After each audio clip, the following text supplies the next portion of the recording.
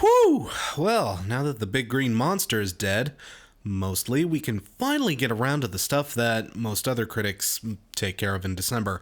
Though, while I usually combine my best and worst lists into one video, last time we did that, we ended up with a nearly hour-long monster. And if you watched GDR3 or follow me on social media or happen to be in the Marion County area when I had that screaming psychotic episode, you probably heard that longer videos are something I'm desperately trying to get away from. So this year, we're splitting the list in two. We'll do one video for the shitty stuff and one for the good. And since I don't have quite as much shitty stuff to get through this year, this video will be hopefully shorter to get through. So like a collective New Year's hangover, let's just smack ourselves silly for a bit and wash the last foul tastes of that abysmal year out of our mouths before we all get up and get breakfast. But before we imbibe of the old hair of the dog, let me just throw out the usual reminders, like pretty much any of my videos. This is only my opinion here. It's not meant to be taken personally or even taken all that bloody seriously, really. We're all just doing this for the fun of it, okay? Don't get your genitals in a vice if you do or don't see albums you think should or shouldn't be on this list. Believe me, if the worst part of your day is seeing your favorite shitty band show up on a random YouTuber's list of poo-poo things that are bad and not good, your day is officially going better than 90% of the fucking world right now, so chill, princess, you got it pretty sweet. But before we get rolling proper, let me introduce a new feature. Yeah, we've been doing honorable mentions for a while now. Look, it's time the shitty side of the list got its fair due, okay? No particular order with these, this is just a random smorgasbord of albums that I thought were only kinda shit. Strap in, people. You know, it's weird. For some years, there can be certain themes that unite most of the worst albums of the year under a certain singular, shitty little umbrella. A common narrative thread that links most of them together in some weird way. In 2013, that thread was You Should Know Better. In 2014, it was Who the Hell Gave These Sociopaths Instruments? Well, in 2017, we have another common theme that you'll see develop as we move along the list, that namely being, what the fuck are you doing here? A lot of bands who I would have never ever expected to have to put on this side of the list not only made it in, but were frankly shocking with how deeply disappointing their albums were. And this was one of the first big disappointments of 2017, a harbinger of some of the truly terrible crap that was to come. A flabbergastingly dull and uninspiring romp through meandering, mid-tempo slosh that was doubly kneecapped by a downright criminally bad production care of guitarist Jade Puget. Given that AFI is literally one of my favorite bands of all time, it sucks to see that they were even capable of releasing an album this blah. I sincerely hope that A Fire Inside haven't snuffed themselves out on this one. Another band I really like stepping up to the plate with an album that nearly put me to fucking sleep. I actually reviewed this album as a crossover with my buddy Mark from the Mad Sounds podcast. Or at least I tried to. This album basically gave me nothing to talk about. I'm sorry, Mark. Don't blame me. Blame Brandon Boyd. Like the Blood album, it was a record that just had little to nothing actually happening on it. Boyd literally sounds like he's starting to lose his singing ability. And this thing has an even worse production than the Blood album, and that's saying something. Then again, that's what you fuckers get for thinking that hiring Skrillex in 2017 was a good idea.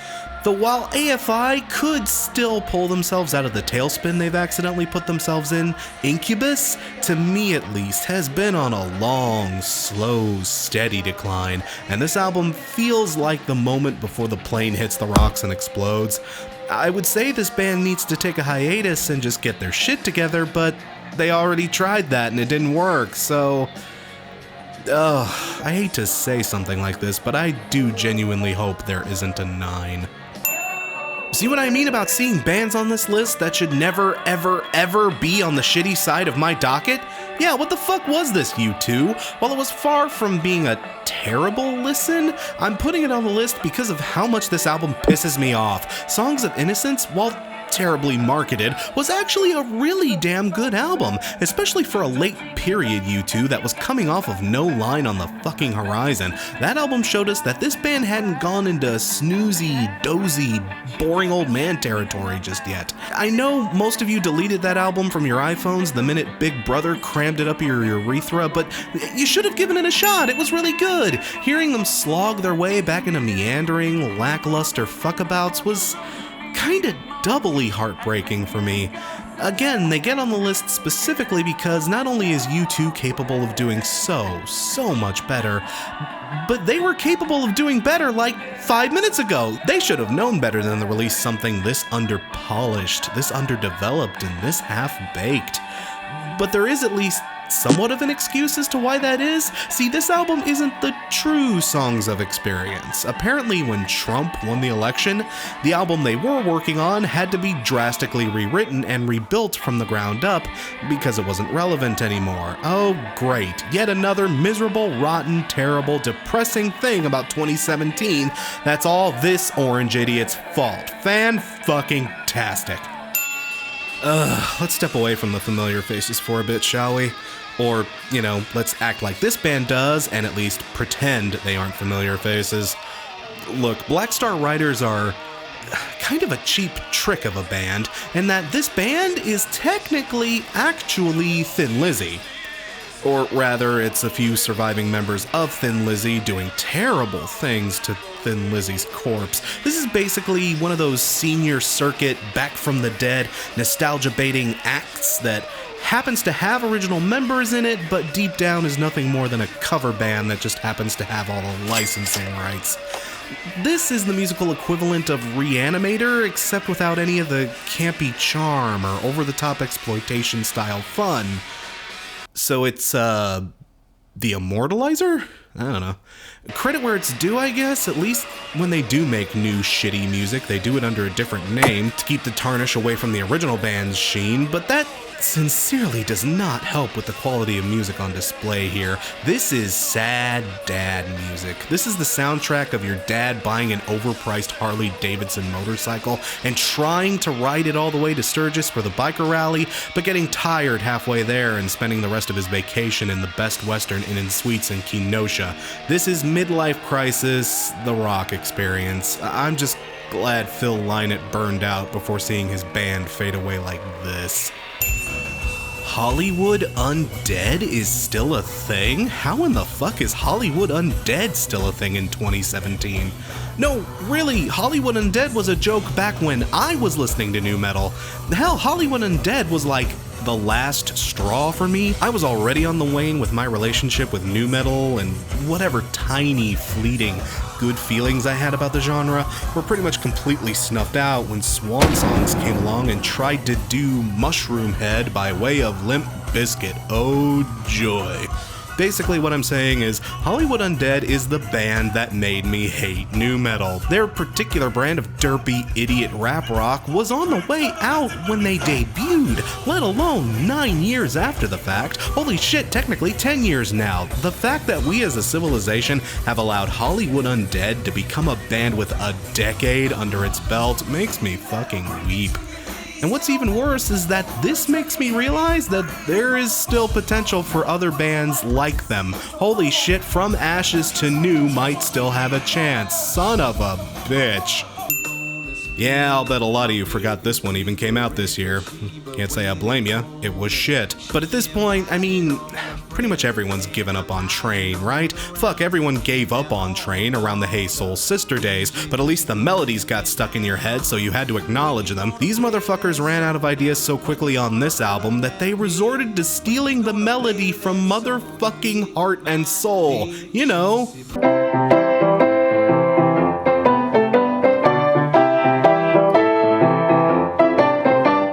Why don't you guys just sample Twinkle Twinkle Little Star while you're at it, eh?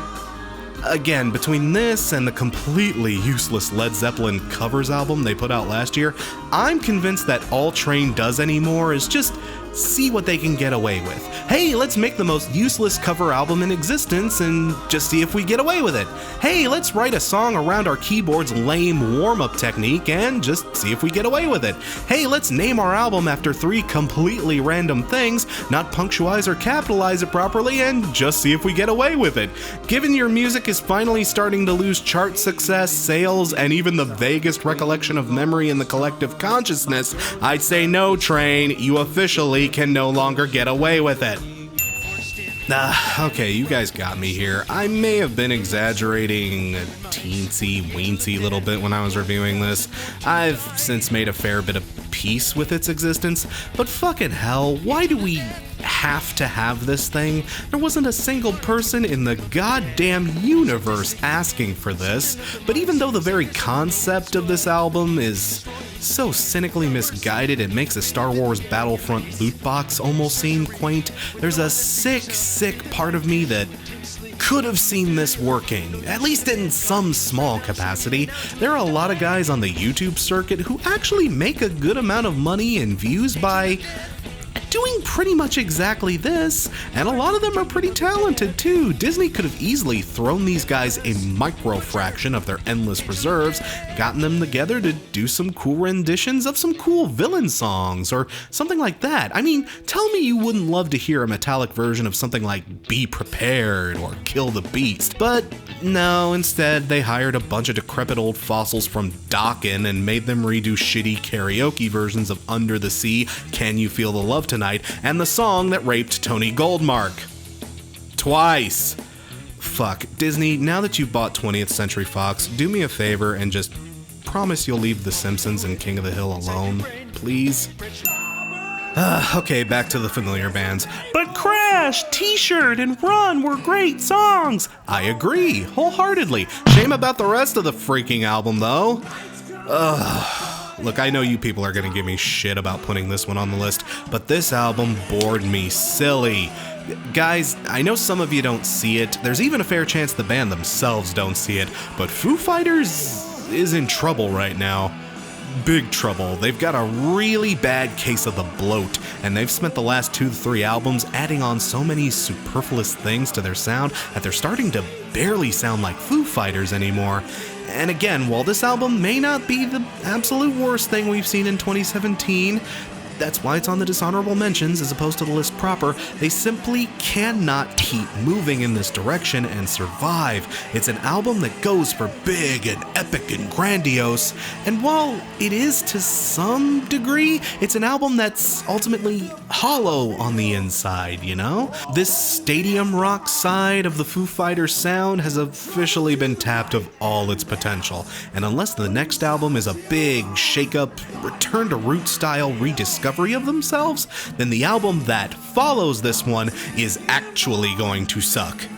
Big time. This may not be the worst Foo Fighters album ever, but I can't help but have a funny feeling this may be the setup for the worst Foo Fighters album ever. God, you know, I hope I have to eat those words in a couple of years. Oh boy, with this one. Okay, I may totally be out of my element here, but well, this was something that was Patreon requested, and ooh boy, I just did not like this thing. You know how a lot of the shittier albums of the year just simply refuse to get themselves out of first gear? Well, this one in particular refused to even get itself out of park. A dreary, lifeless, and soul-rotting collection of malaise and misery, soaked in Nick Cave plagiarisms. Ultimately, all this album did was make me wish the Bad Seeds had released something so I could have reviewed that instead. I was originally not quite so down on this album when I first touched it. I can understand if seeing it here is somewhat of a surprise, but the thing that pushed me over the edge to this one was eventually going back over their back catalog and seeing what they at least used to be all about. These guys used to be a cool, artsy little post-punk thing that had a lot of character and soul behind it. This was their first album back after a long 16-year absence, but I can't help but feel like if I were a big fan of these guys, to wait all that time and then come back to this, I feel like I'd be more disappointed in this album. Is this what the fan base was really asking for? I don't know. A pretty good band. It's Just a shame this is the place I had to start. Yep, I'm putting it on here. And god damn it, of all the bands that shouldn't be in this particular video, this motherfucking band is one of them. I have devoted over 6.5 hours of talking about this band on my channel. Yes, I actually went through and counted it all, and even I couldn't be bothered to give a shit about Pacific Daydream. Fuck, guys, this album was just better when you called it the White Album. And even then, I wasn't as keen on that as most other people were, so... yeah, guys, Weezer lost me hard with this one. Again, no, it's not the worst thing I've heard all year. It's not even the worst Weezer album I've ever heard, not by a long shot, but I'm putting this album on the list for a lot of the same reasons I put Foo Fighters on the list, in that after hearing this album, I'm scared shitless about what's coming next. And with that in mind, I'm doubly scared because Black Album is apparently happening this year? Hell, it's apparently close to done! We haven't even had a chance to recover from the last snooze fest, and you're threatening us with another one in a few scant months. God, watch it be a surprise release too, and just fuck everybody's shit up. What stings most about all of this is that out of all the bands out there, you motherfuckers should know better than to be doing this! I mean... hello? I mean, again, I hope I have to eat those words later on this year. I hope Black Album's great, but regardless of how that turns out, this album was a boring, insipid, and often befuddlingly unpleasant experience. This album does not put me at ease for what's gonna happen in the future. People, I put a lot of fucking work into those rise and fall of Weezer vids back in the day. I sincerely hope it wasn't all for naught. Oh boy, if that's the kind of stuff we have in the dishonorable mentions, then you can only imagine what kind of nightmares await us on the list proper, eh? Well, unlike these next 10 albums, let's not waste any time. Man, I almost hate it when a shitty album has a title this easy to mock. There's no joke I can write around this that won't sound hackneyed as all hell, so... wake up call, should've called this album Snooze Button, am I right? Waka waka waka waka waka waka waka waka waka waka. Okay, it's out of my system. Why the fuck is Theory of a Dead Man still a thing? Who in the fucking hell are the people buying this milquetoast middling mom rock shit garbage? This band often gets called Nickelback light, and on this album, they really proved that true, didn't they? The only string to this band's bow is copying the shitty band that brought them into existence, even down to copying their mistakes. Nickelback made their big, cynical, pandering pop album last year, and these idiots fell ass over tea kettle into following Senpai into the same pit of spikes with this thing. Only here, they really genuinely have no excuse because even Daddy Nickelback was at least able to learn from their mistakes in 2017. They learned a full 4 months before these assholes had even released this mainstream milking sack of embarrassing mediocrity. Holy shit, give U2 a bit of credit. When the album they were making became irrelevant, they at least attempted a mulligan. But unlike something like Hollywood Undead, where everyone stopped caring years ago, fucking Medicate was apparently #1 on the rock charts for a while.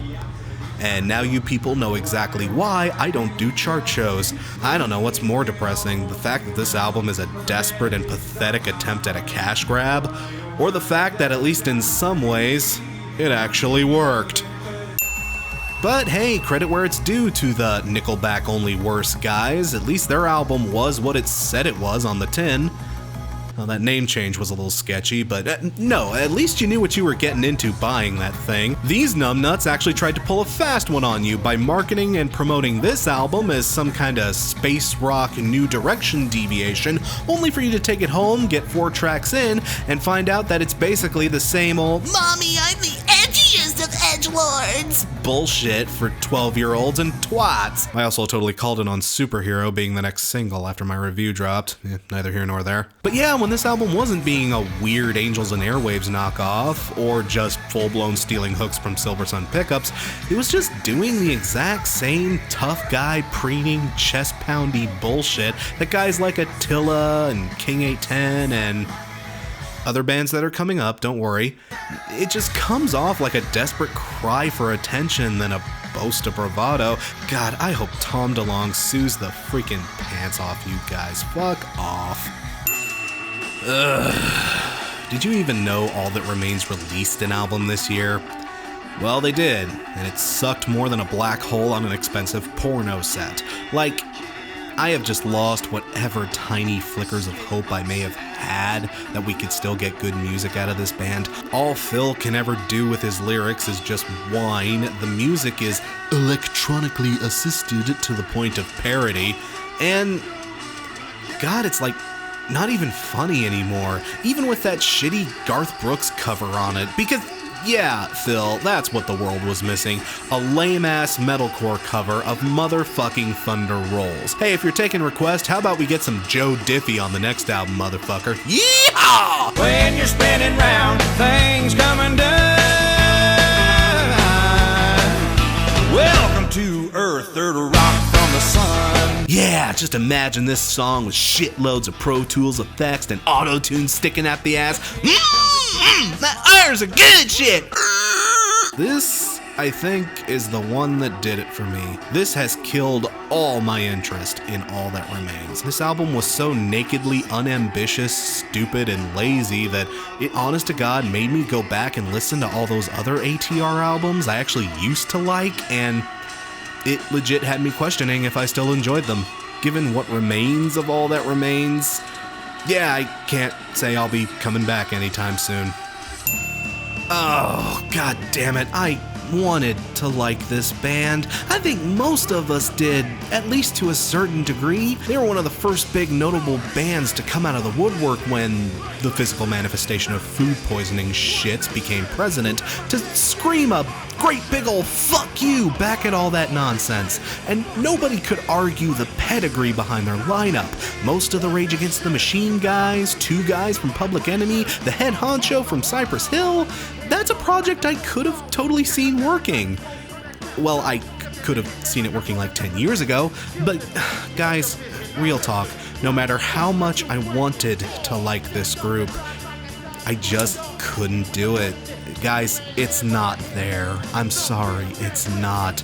Everyone on this album just sounds misguided, misdirected, and miscast. The production is an absolute joke. The instrumentation just sounds like first drafts of old Rage Against the Machine songs, and Chuck D and Be Real just sound old and tired, and they have very little chemistry together. While most of the lyrics are pretty good, the music itself just stumbles and flounders about so much that it just can't come anywhere close to saving it as a whole. Look, I'm glad these guys are on the right side of history, but this album at least is on the wrong side of listenable. Why can't we just have a Rage Against the Machine reunion? Zach, dude, please come back to us, man. We need you. Oh boy. Speaking of albums I didn't want to hate, yeah, this one's hard to talk about, isn't it? I was pretty vicious in my initial review, but I, and nobody else for that matter, could have possibly predicted what was really going on with Chester behind the scenes. I wish Bennington had gotten help. I truly do. And believe me, I have nothing but compassion for the band and their families. It always hurts to lose someone you love so dearly. And Chester was able to give them and the world so much wonderful stuff, but this album, man, I wish this wasn't the note we have to close his legacy on. I mean, the album is very misguided. This just isn't a sonic direction that was going to produce a lot of good work for this band, period, no matter how you slice it. If they'd stayed on this course, it probably wouldn't have been good for them. But man, I would rather have 100 bad Linkin Park albums than to have had the band have to close this chapter of their legacy like this. This album, on top of just being an ill-conceived mess, now also has this sad, heavy darkness surrounding it too. Like, a band can get over a bad album. Almost any band can get over a bad album. Linkin Park could have totally gotten over this bad album. But it shouldn't have gone down like this. Like, whatever the Linkin Park guys want to do in the future, I wish them the best of luck, sincerely. There's still plenty of good the Linkin Park crew is capable of doing. And you know, Despite this, we'll always have Chester's legacy of excellence to serve as an inspiration. Oh, shit. This band. Ugh. I legit feel bad for even making you all aware of their existence. Jacob, the guy who Patreon requested this album, even gave me an offer to trade this group in for something else, but I said no. I figured I could handle it. So it's a little right-wingy, I said. Thrice's last album was a little right-wingy, but that kicked ass. And the guy behind this band originally helped start Fire from the Gods. This looks like it could be one of those little albums that could, and it certainly can, go die in a fire. Man, and here I thought Phil Labonte was bad about putting his personal melodrama and horse shit into his lyrics. Eric July's shitty pun-filled rhymes and miserable rhythm makes Phil Labonte seem like Randy fucking Blythe. And fuck, at least Phil Labonte has always had the decency to, not bother me on Twitter. Jesus, what a little bitch. The only reason this album is 66 minutes long is because a good 33 of those minutes is nothing but and even though politically I am far from an ANCAP, it wasn't even really the political message that necessarily rubbed me the wrong way. What really sold me on full-blown including these guys onto this list was all the libertarians and even other ANCAPs who jumped into the comments to smack July's crybaby shit down too. This man does not represent us. Bitcoin is America, well, actually. Yeah, basically the only reason I even bother mentioning this band is as like a public service in case anyone does potentially get them confused for the other band that actually has legit musical chops and has a lead singer who doesn't drone on about personal grudges and doesn't have to outsource his choruses because he can't sing for shit. Fire from the Gods. Except no substitutes. I'm putting this album on the list specifically because every store, restaurant, and public building I entered this year fucking assaulted me for months on end with this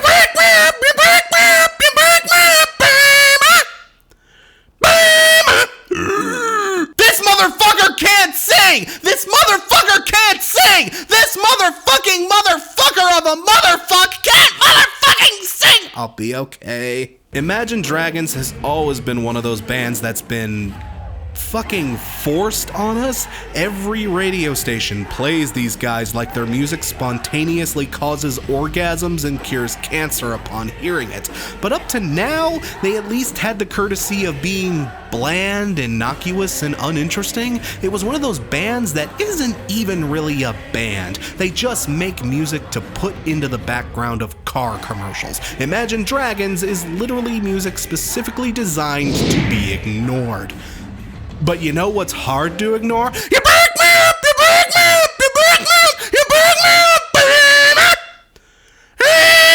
2017 was a year where a lot of bands changed up what they were doing in order to maintain relevancy and attempt to gain a new audience in a constantly shifting musical landscape. And on the other side of this list, we will really see more than a few bands who were able to pull that off right. But Imagine Dragons is easily the, second worst example of doing that with disastrous results. Now we can all see on full display just how untalented and uninspired these guys are. And yep, I've had about just as much as I can tolerate of this shit. Please kindly go the way of One Republic, The Script, Bastille, The Calling, and all those other bands that get forgotten after Target takes them off the intercom playlists. Crash Thompson hates an Amur album? What a twist! Yeah, I know, I get it, but I'll bet it probably is somewhat of a surprise to see this band at only number 3 as opposed to the tippy top. Well, truth be told, I was genuinely tempted to give them the shit crown this year. Again. But the more I think about it, the more I just say to myself, Crash, yeah, of course this album is bullshit. What the hell were you expecting? Well, I'll tell you what I was expecting, for the band to do something different. And you know, this album didn't necessarily have to be bad. I'm serious, hear me out. Frankie hit a hell of a wall when all his bandmates jumped ship, but this was a moment for him to step up and prove himself to us. All those years of critics and haters talking shit about how he was a fat, talentless hack, well now he's got a clean slate, and he had the chance to really reinvent himself on this album. This could have been the Cinderella story of the year. Seriously, if this album had been good, wouldn't that have been kind of an awesome story? If Frankie had swallowed his pride, learned something from his countless mistakes, and humbled himself enough to try something different. I could have, in a distant, dreamy, delusional kind of way, seen that working. Out of all the bands that should have been taking risks and reinventing themselves this year, Immure should have been the band doing this, you know? But all Look at Yourself accomplishes here is to verify that the problem with Immure is, always has, and always will be that Frankie just sucks. He sucks bad. He can't write, he can't perform, he can't do shit. In 2017, Frankie Palmieri got the one thing he's never deserved throughout his entire career: a genuine chance to prove himself. And even when he got it, he still didn't do shit with it. Even with guys from the Tony Danza tap dance extravaganza helping him out for this album, he still couldn't be asked to do it. Something called Immure might wriggle around for a few more years if Frankie can keep bullshitting people into working with him. But make no mistake, Immure is dead. And frankly, I ain't gonna miss it. Wait, really? Crash? I never even saw you mention this album this year. You're right, I didn't. I was probably like a lot of you guys. I saw Spectrum Pulse's review back in July and noped so fucking hard out of listening to this one. And I was happy in my dreamy little ignorance. I really was. But then December rolled around. Catch-up months for me, usually. A time to feel around in all the little corners that I missed throughout the year and see if there's anything laying around that surprises me or catches me off guard. And then I remembered it. Ooh. No way it could be that bad, right? Mark was just exaggerating, at least a little bit, right? Who knows? Maybe it just wasn't his thing or something. Maybe I'll see something in it that's actually worth saving. I don't know. I mean, what harm could there be in at least giving it just a little spin?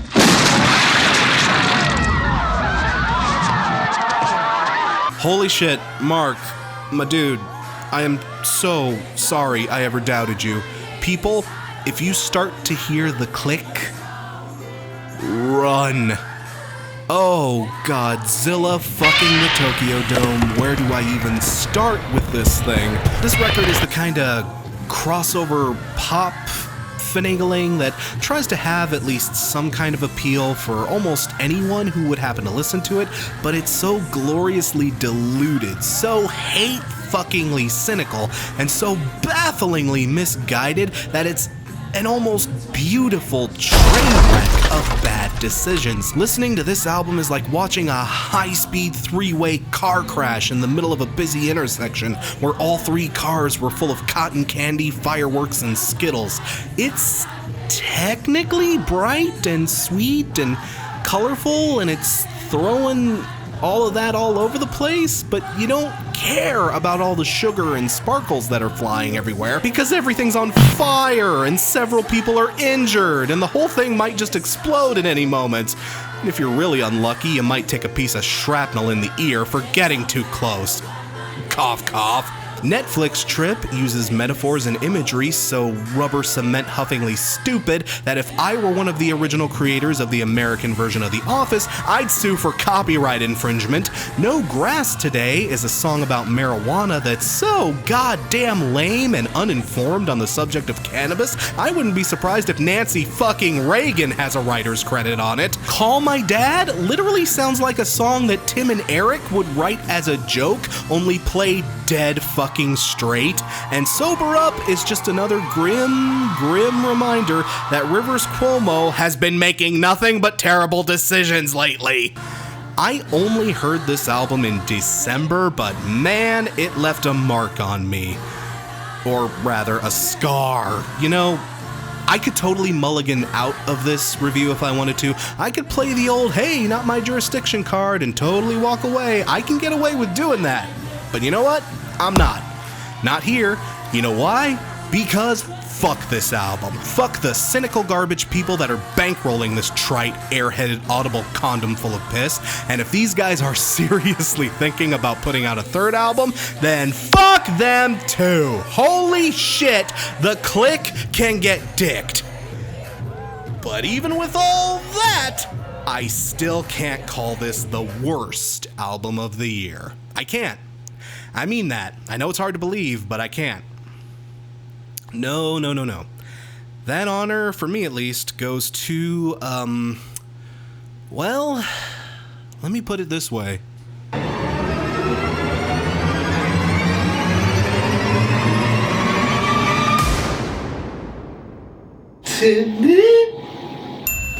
You know, say what you want to about bands like Falling in Reverse, Theory of a Dead Man, Immure, hell, even AJR. Those bands were never going to be any good, ever. Say what you want to about Imagine Dragons or All That Remains. At least they degraded over a stretch of time. Say what you want to about Backwards and Prophets of Rage. They're new bands that just really failed to find a footing. Hell, even say what you want to about One More Light. When they made such a drastic 180 in their sound, at least it still had some of its heart and soul and feeling hidden in there. And even if you don't want to contest to that, at least there were still tons of fans that were still on board with the weird direction Linkin Park were taking. This album, this motherfucker right here, this hurts. This is wrong. This album is just everything.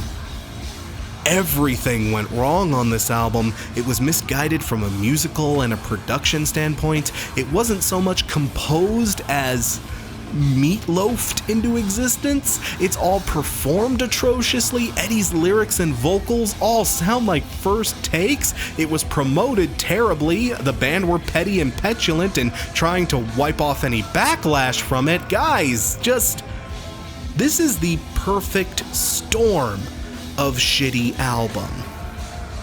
And man, I even tried to defend it too. Oh god, on my original review, I played good cop like a motherfucker. Oh, but the longer I've sat with it, the multiple times I've tried and failed to get back into it, the several unending chances I have given this album, the more I wrestle with it, the more I realize, yeah, this is bad. This is like legendary bad. The band had no vision in making this thing. They had no solid ideas or statements they wanted to make. They just wanted to fuck around and make a new metal record, except not a new metal record-ish, kinda, sorta, not really, whatever. I don't know, let's just do shit. This album is just pure, unreined, unharnessed chaos, and I don't mean that in a good way. And producer Ross Robinson is just as much to blame for this thing barfing its way into existence as the band themselves are, because he sat there, recorded all those takes with the band, went in every day, left everything in that terrible mix, left in all those weird outtakes and goofing around bits, left in all the shit that this band wanted to call music and never sat them down once.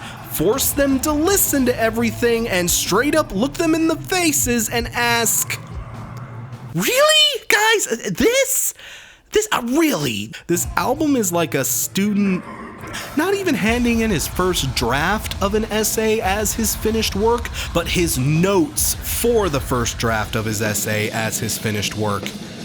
And his notes were taken from a totally different class. And he was high as fuck while he was writing them. Oh. And you know, for as bad as this album hurts, what really hurts the most has nothing to do with this album in particular.